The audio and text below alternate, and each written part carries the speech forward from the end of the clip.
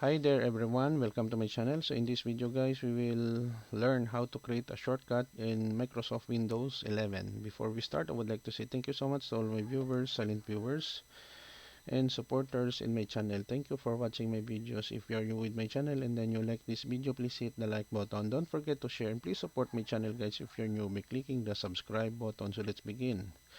I am here in my desktop using Microsoft Windows 11, the newest operating system as for the moment released by Microsoft. So let's say I will create a shortcut for Microsoft Excel 2010. So what we can do is to left click in your mouse, choose more options, and then send desktop create shortcut. Click.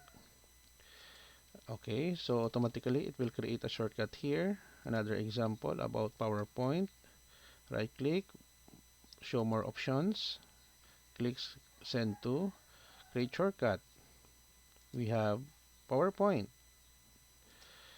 Another example, Microsoft Word, the same thing, show more options, send, desktop, create shortcut. That's it.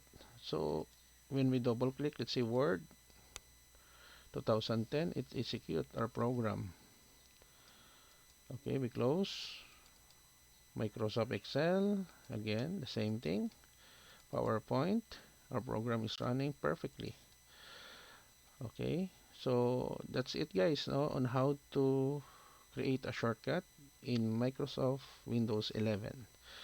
Thank you so much guys for watching. I hope that you have learned something new in this video. If you like this video, please hit the like button. Don't forget to share and please support my channel guys if you're new by clicking the subscribe button. See you in the next video tutorial guys. This is your friend Jake saying bye bye for now.